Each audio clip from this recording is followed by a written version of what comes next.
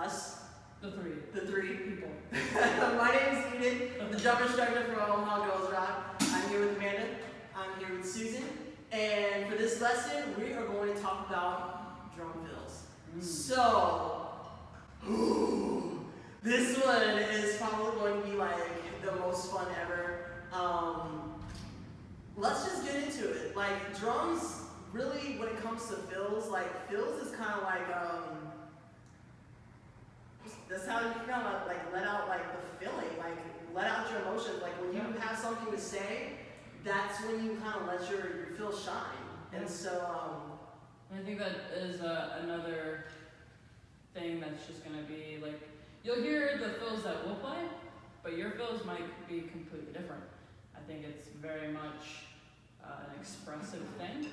So, like snare drums, no fill is usually the same. Everybody's gonna have their own finesse.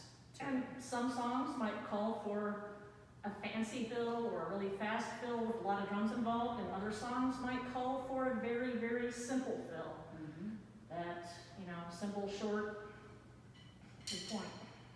well, I don't know how any other way to explain drum fills other than just to play.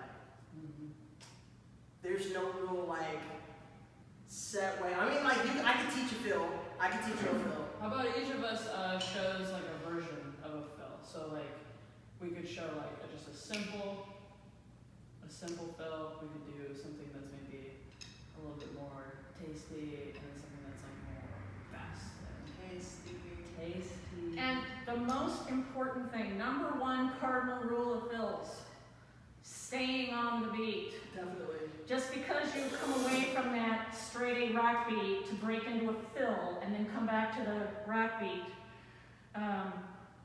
just because you break away from the straight A rock beat doesn't mean you can break away from the beat. Right. The beat, the metronome, okay? Think about it this way. You got a metronome in your head, okay? And when you break away from that straight 8 rhythm rock beat that you're jamming along on, and you go into a fill, that metronome's not going to stop. The metronome's not going to speed up. The metronome's not going to slow down. It's not going to stop for you and wait for you. So, you got to stay on the beat. And why is that so important? Because you're not a drummer in your own little world all the time. You've got a band with you. And the band needs you to stay on the beat because they're going to follow you. So if you're off, everybody's off. So you gotta stay on the beat. Definitely. So let's get into it. I feel like I think someone should play like a straight 8, so someone's playing a straight 8 beat, and then someone else breaks into a fill, and that way we can demonstrate how the fills stay on the beat, even though you're not playing. Okay, here we go.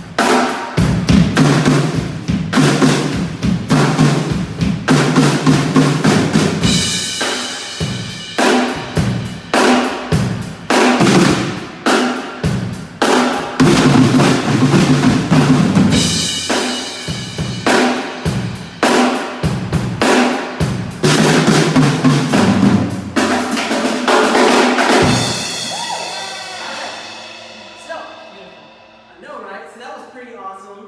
So clearly you can see off the basic rock beat that we've been playing this entire series, you can build on it and do anything that you want to with it.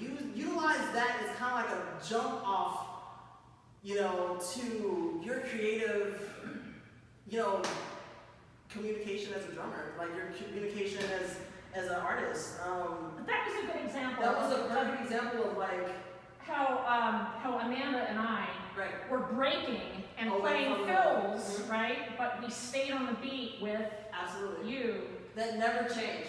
That and Yep. you guys were able to. Yep. It didn't matter what fill that you did. It didn't matter if it was flams. It didn't matter if it was singles. It didn't matter if it was paradiddles. It didn't matter what it was that they were playing. But they fell right back into the pocket of what I was playing. I And just- never changed up. And imagine for just a second if Eden wasn't part of that and it was just me and Amanda playing fills. Now imagine we had a full band here. There were a couple of guitarists and, you know, bass and keyboards or whatever. And let's say that Amanda and I were not staying on the beat, okay? Let's say we were not staying on the beat like we were with Eden. The guitar players, the bass player, keyboard player, they're not going to know where to go or what to follow. They're not going to know where the beat is because it's our job to let them know where the beat Right. is. Right. We keep them grounded. That's our job. So we've got to be on the beat even when we do fills. Especially when we do fills. I feel like, and maybe Amanda, you can kind of relate to this a lot more, especially because of the fact that you're a rock drummer. It's really easy for us as drummers sometimes to, when we're playing that pocket, I still have this huge problem. I come out of that fill and I'm speeding. I'm coming out of that fill and like my tempo is now jacked up. Yeah. And it's hard once you get your tempo jacked up, at least for me, to Yeah. slow down once I've, you know, jacked my tempo up a little bit. So like let's talk about that a little bit. Like how do we kind of lock into that tempo like we talked about and still kind of I always kind of try to think about where I'm going with the fill. And I've been playing forever and I still, for whatever reason, I get this adrenaline spike when I'm about to go into a fill, and it's like, oh, I hope I don't screw it up, I hope I don't mess it up, and that kind of makes you want to play faster, and sometimes I psych myself out. It's like, well, I'm going to skip the fill because I'm afraid I'm going to screw it up or whatever, and I just try to think in my head going into it, okay, where do I want to go with this, where am I going to go, and just kind of keep my head together when I go there, because I want to make sure that I stay on the beat, and I'm not playing too loud or too soft. So I just, you know, I gotta think through it. definitely. Yeah, I think definitely it just takes it takes you having self-control. So That's a big one.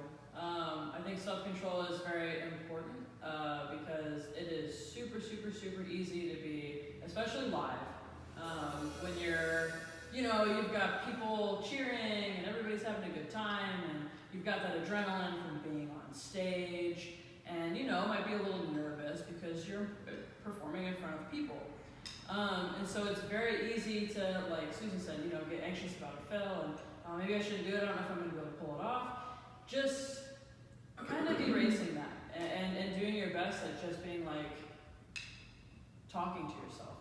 And knowing your band. yeah, and, Knowing your band. If you're not going to be playing a bazillion fills 24/7 all the time unless you're playing with Rush or Metallica or somebody like that. right. So fills have a time and a place, and if your band that you're working with thinks that you're playing too many or you're being too busy with the fills or not using enough fills, they'll let you know.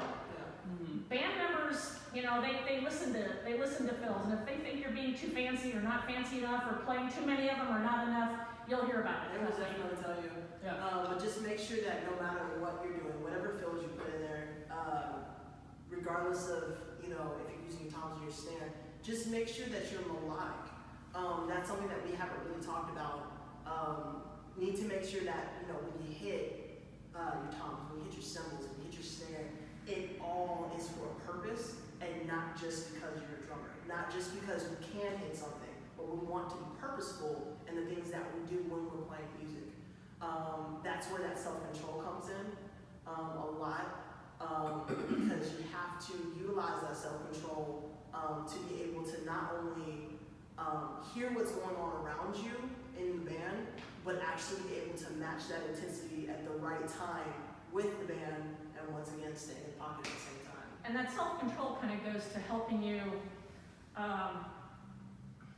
that's kind of how you know if you're playing something that's appropriate for that time and place in the song.